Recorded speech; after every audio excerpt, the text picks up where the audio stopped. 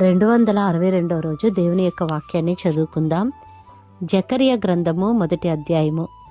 దర్యావేషు ఏలుబడి యందు 2వ సంవత్సరము 8వ నెలలో యెహోవా వాక్కు ప్రవక్తయు ఇద్దోకు పుట్టిన బెరాక్యా కుమారుడునైన జకర్యాకు ప్రత్యక్షమై సెలవిచ్చినదేమనగా, యెహోవా మీ పితరుల మీద బహుగా కోపించెను, కాబట్టి నీవు వారితో ఇట్లనుము, సైన్యములకు అధిపతియగు యెహోవా సెలవిచ్చినదేమనగా, మీరు నా తట్టు తిరిగిన ఎడల నేను మీ తట్టు తిరుగుదునని సైన్యములకు అధిపతియగు యెహోవా సెలవిచ్చుచున్నాడు. ఇదే సైన్యములకు అధిపతియగు యెహోవా వాక్కు. మీరు మీ పితరుల వంటి వారై ఉండవద్దు. పూర్వీకులైన ప్రవక్తలు సైన్యములకు అధిపతియగు యెహోవా సెలవిచ్చినదేమనగా, మీ దుర్మార్గతను మీ దుష్క్రియలను మాని తిరుగుడని వారికి ప్రకటించినను వారు వినకపోయిరి, నా మాట ఆలకించకపోయిరి. ఇదే యెహోవా వాక్కు. మీ పితరులేమైరి? ప్రవక్తలు నిత్యము బ్రతుకుదురా? అయినను నా సేవకులైన ప్రవక్తలకు నేను సెలవిచ్చిన మాటలను కట్టడలను మీ పితరుల విషయంలో నెరవేరలేదా? నెరవేరగా వారు తిరిగి మన ప్రవర్తనను బట్టియు క్రియలను బట్టియు యెహోవా మనకు చేయదలిచిన ప్రకారముగా ఆయన అంతయు మనకు చేసియున్నాడని చెప్పుకొనిరి. మరియు దర్యావేషు ఏలుబడి యందు 2వ సంవత్సరము సెబాటు అను 11వ నెల 24వ దినమున యెహోవా వాక్కు ప్రవక్తయు ఇద్దోకు పుట్టిన బెరాక్యా కుమారుడునైన జకర్యాకు ప్రత్యక్షమై ఇలాగు సెలవిచ్చెను. రాత్రి ఎర్రని గుర్రమునెక్కిన మనుష్యుడొకడు నాకు కనబడెను. అతడు లోయలోనున్న గొంజి చెట్లలో నిలవబడి ఉండగా అతని వెనుక ఎర్రని గుర్రములను చుక్కలు చుక్కలు గల గుర్రములను తెల్లని గుర్రములను కనబడెను. అప్పుడు నా ఏలినవాడా, ఇవి ఏమని నేను అడుగగా, నాతో మాటలాడు దూత, ఇవి ఏమి అయినది నేను నీకు తెలియజేతుననెను. అప్పుడు గొంజి చెట్లలో నిలవబడి ఉన్నవాడు, ఇవి లోకమంతటను తిరుగులాడుటకు యెహోవా పంపించిన గుర్రములని చెప్పెను. అవి గొంజి చెట్ల మధ్యను నిలవబడిన యెహోవా దూతను చూచి, మేము లోకమంతటా తిరుగులాడి వచ్చియున్నాము. ఇదిగో లోకులందరూ శాంతము కలిగి నిమ్మలముగా ఉన్నారని చెప్పెను.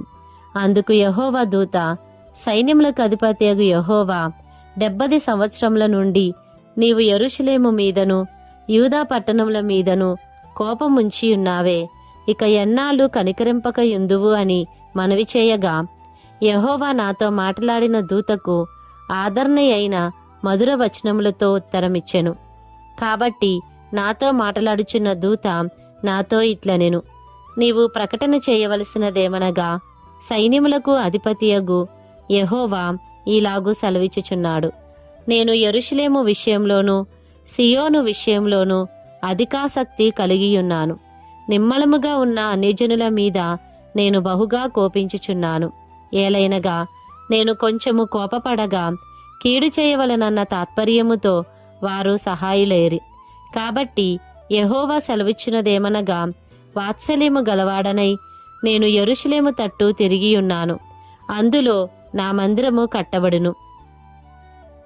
యెరూషలేము మీద శిల్పకారులు నూలు సాగలాగుదురు. ఇదే సైన్యములకు అధిపతియగు యెహోవా వాక్కు. నీవు ఇంకనూ ప్రకటన చేయవలసినదేమనగా, ఇక నా పట్టణములు భాగ్యముతో మరి ఎక్కువగా నింపబడును. ఇంకను యెహోవా సియోనును ఓదార్చును, యెరూషలేమును ఆయన ఇకను కోరుకొనును. అప్పుడు నేను తేరిచూడగా 4 కొమ్ములు కనబడెను.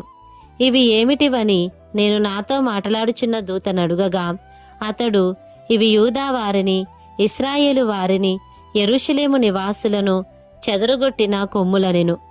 యెహోవా 4 కంసాలులను నాకు కనుపరచగా, వీరేమి చేయబోచున్నారని నేనడిగినందుకు ఆయన, ఎవడును తల ఎత్తకుండా, యూదా వారిని చెదరగొట్టిన కొమ్ములు ఇవే. అయితే వాటిని భయపెట్టుటకును యూదా దేశస్థులనందరినీ చెదరగొట్టుటకై వారి మీద బలాత్కారము జరిగించిన అన్యజనుల కొమ్ములను పడగొట్టుటకును వీరు వచ్చియున్నారని నాకు సెలవిచ్చెను. జకరియా గ్రంథము 2వ అధ్యాయము. మరియు నేను తేరి చూడగా కొలనూలు చేతపట్టుకొనిన యొకడు నాకు కనబడెను. నీవెక్కడికి పోవుచున్నావని నేనతన్ని అడుగగా అతడు యెరూషలేము యొక్క వెడల్పును పొడుగును ఎంతైనది కొలిచి చూడబోచున్నానెను. అంతట నాతో మాటలాడుచున్న దూత బయలుదేరగా మరి ఒక దూత అతనిని ఎదుర్కొన వచ్చెను. రెండవ దూత పరుగెత్తిపోయి యెరూషలేములో మనుష్యులను పశువులను విస్తారమైనందున అది ప్రాకారములు లేని మైదానముగా ఉండునని ఈ యవ్వనునికి తెలియజేయుమని మొదటి దూతకు ఆజ్ఞ ఇచ్చెను. నేను దాని చుట్టూ అగ్ని ప్రాకారముగా ఉందును, నేను దాని మధ్యను నివాసినై మహిమకు కారణముగా ఉందును. ఇదే యెహోవా వాక్కు. ఉత్తర దేశంలో ఉన్నవారలారా, తప్పించుకొని రండి. ఆకాశపు 4 వాయువులంతా విశాలముగా నేను మిమ్మల్ని వ్యాపింపజేసి ఉన్నాను. ఇదే యెహోవా వాక్కు. బబులోను దేశంలో నివాసివగు సియోను, అచ్చట నుండి తప్పించుకుని పొమ్ము. ఇదే యెహోవా వాక్కు. సైన్యములకు అధిపతియగు యెహోవా సెలవిచ్చున్నదేమనగా, మిమ్మును ముట్టినవాడు తన కనుగుడ్డును ముట్టినవాడని ఎంచి తనకు ఘనత తెచ్చుకొనదలచి మిమ్మును దోచుకునిన అన్యజనుల యొద్దకు ఆయన నన్ను పంపియున్నాడు. నేను నా చేతిని వారి మీద ఆడించగా వారు తమ దాసులకు దోపుడు సొమ్మగుదురు. అప్పుడు సైన్యములకు అధిపత్యగు యెహోవా నన్ను పంపియున్నాడని మీరు తెలుసుకొందురు. సియోను నివాసులారా, నేను వచ్చి మీ మధ్యను నివాసము చేతును. సంతోషముగా నుండి పాటలు పాడుడి. ఇదే యెహోవా వాక్కు. ఆ దినమున అన్యజనులనేకులు యెహోవాను హత్తుకొని నాకు జనులగుదురు. నేను మీ మధ్య నివాసము చేతును. అప్పుడు యెహోవా నన్ను మీ యొద్దకు పంపియున్నాడని మీరు తెలుసుకొందురు. మరియు తనకు స్వాస్థ్యమని యెహోవా ప్రతిష్ఠితమైన దేశంలో యూదాను స్వతంత్రించుకొనును. యెరూషలేమును ఆయన ఇకను కోరుకొనును. సకల జనులారా, యెహోవా తన పరిశుద్ధమైన నివాసము విడిచి వచ్చుచున్నాడు. ఆయన సన్నిధిని మౌనులైయుండుడి. జకరియా గ్రంథము 3వ అధ్యాయము. మరియు యెహోవా దూత ఎదుట ప్రధాన యాజకుడైన యెహోషువ నిలబడుటయు, సాతాను ఫిర్యాది అయి అతని కుడిపార్శ్వమున నిలబడుటయు అతడు నాకు కనుపరిచెను. సాతాను, యెహోవా నిన్ను గద్దించును. యెరూషలేమును కోరుకుని యెహోవా నిన్ను గద్దించును. ఇతడు అగ్నిలో నుండి తీసిన కొరవి వలెనే ఉన్నాడు గదా అని యెహోవా దూత సాతానుతో అనెను. యెహోషువ మలిన వస్త్రములు ధరించిన వాడై దూత సముఖములో నిలబడి ఉండగా దూత దగ్గర నిలిచిన్న వారిని పిలిచి ఇతని మైలబట్టలు తీసివేయుడని ఆజ్ఞాపించి, నేను నీ దోషమును పరిహరించి ప్రశస్తమైన వస్త్రములతో నిన్ను అలంకరించుచున్నాను అని సెలవిచ్చెను. అతని తల మీద తెల్లని పాగా పెట్టించుడని నేను మనవి చేయగా వారు అతని తల మీద తెల్లని పాగా పెట్టి వస్త్రములతో అతనిని అలంకరించిరి. యెహోవా దూత దగ్గర నిలుచుండెను. అప్పుడు యెహోవా దూత యెహోషువకు ఇలాగూ ఆజ్ఞ ఇచ్చెను. సైన్యములకు అధిపత్యగు యెహోవా సెలవిచ్చినదేమనగా, నా మార్గములలో నడుచుచు నేను నీకు అప్పగించిన దానిని భద్రముగా గైకొనిన ఎడల నీవు నా మందిరము మీద అధికారివై నా ఆవరణములను కాపాడువాడవగుదువు.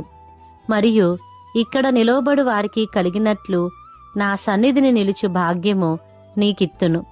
ప్రధాన యాజకుడువైన యెహోషువ నీ ఎదుట కూర్చుండు నీ సహకారులు సూచనులుగా ఉన్నారు. నీవును వారును నా మాట ఆలకింపవలెను. ఏదనగా చిగురు అను నా సేవకుని నేను రప్పింపబోచున్నాను. యెహోషువ ఎదుట నేనుంచిన రాతిని తేరిచూడుడి. ఆ రాతికి 7 నేత్రములున్నవి. దాని చెక్కడపు పని చేయువాడను నేను. ఇదే సైన్యములకు అధిపతియగు యెహోవా వాక్కు. మరియు ఒక దినములోగానే నేను ఈ దేశము యొక్క దోషమును పరిహరింతును. ఆ దినమున ద్రాక్ష చెట్ల క్రిందను అంజూరపు చెట్ల క్రిందను కూర్చుండుటకు మీరందరూ ఒకరినొకరు పిలుచుకుని పోవుదురు. ఇదే సైన్యములకు అధిపతియగు యెహోవా వాక్కు. జకర్యా గ్రంథము 4వ అధ్యాయము.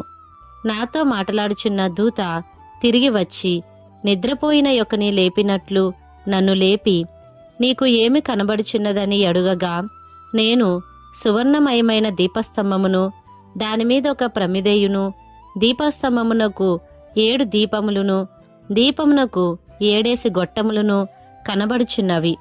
మరియు 2 ఒలీవ చెట్లు దీపస్తంభమునకు కుడిప్రక్క ఒకటియు ఎడమ ప్రక్క ఒకటియు కనబడుచున్నవని చెప్పి, నా ఏలినవాడా, ఇదేమిటి అని నాతో మాట్లాడుచున్న దూతను అడిగితిని.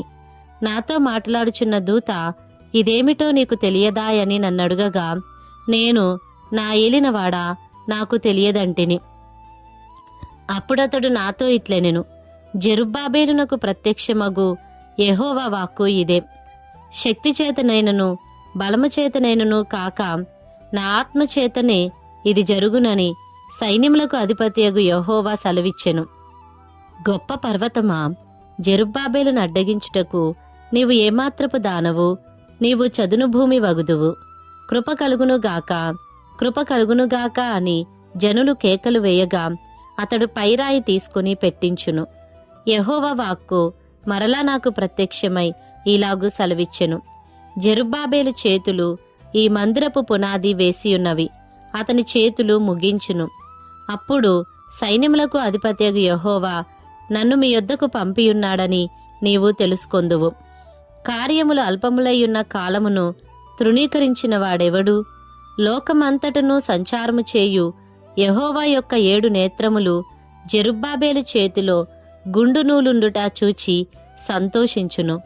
దీపస్తంభమునకు ఇరుప్రక్కల నుండు ఈ 2 ఒలీవ చెట్లు ఏమిటివనియో, 2 బంగారపు కొమ్ములలో నుండి సువర్ణ తైలమును కుమ్మరించు ఒలీవ చెట్లకున్న 2 కొమ్మలును ఏమిటివనియు నేనతనిని నడుగగా, అతడు నాతో, ఇవేమిటివని నీకు తెలియదాయనెను. నా ఏలినవాడా, నాకు తెలియదని నేననగా, అతడు, వీరిద్దరూ సర్వలోకనాథుడగు యెహోవా యొద్ద నిలవబడుచు తైలము పోయివారై ఉన్నారనెను. జకర్యా గ్రంథము 5వ అధ్యాయము. నేను మరలా తేరిచూడగా ఎగిరిపోవు పుస్తకం ఒకటి నాకు కనబడెను.